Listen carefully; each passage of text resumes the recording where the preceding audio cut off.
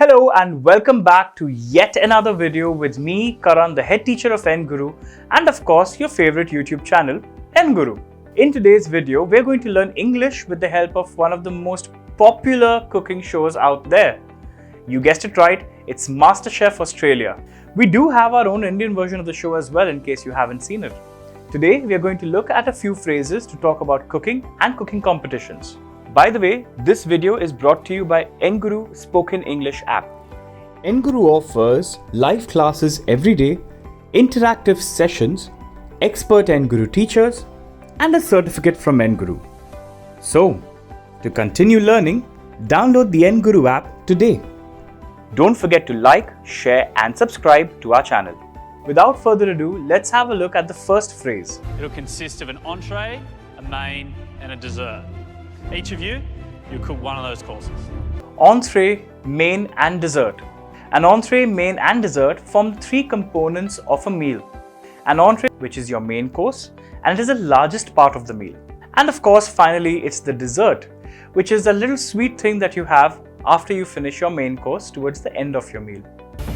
I'm looking at this Moroccan-inspired chickpea stew, and if I just leave it as it is and let it tick away for the whole time, it's still going to be a little bit of a soupy stew, which is not what I want.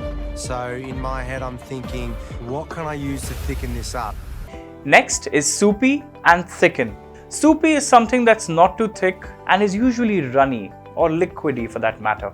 For example, the boiled vegetables became soupy. Thicken up, on the other hand, means the complete opposite. It can be used to describe the act of making something thick like a stew. Example, we use flour to thicken up soups. By the way, a stew is a pot of vegetables or chicken cooked with other flavorful ingredients. The trickiest part of this dish is getting that consistency of the pearl barley pudding. You don't want to overcook it and it be too gluggy and coagulated in the pudding. You don't want to undercook it and get like a nutty crunchiness to it. So hopefully I can pull it off. Next, overcook and undercook. Overcooking means to cook something for longer than is intended. It usually results in the main dish being too hard, too thick, or too soft. Example, my mom hates overcooked lentils. Whereas undercooking means you cook something for less than the required amount of time, which again can leave it hard, thick, or too soft. For example, undercooked rice is terrible to eat. Which is cooked absolutely beautifully. Stunning, delicate, fall apart, lightly smoked trout.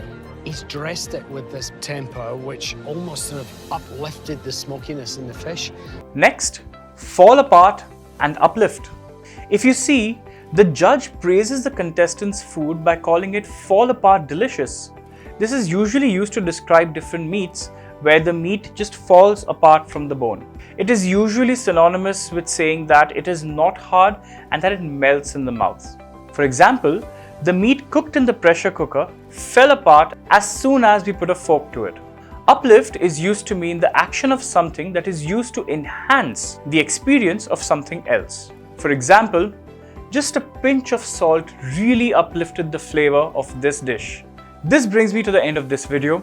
I hope that this video helped you with learning a little bit of vocabulary here and there when it comes to talking about food and cooking. For more such interesting videos, don't forget to like, share, and subscribe. And to practice using these words in real life, don't forget to download the Enguru app today and start taking your first class with us. Happy learning!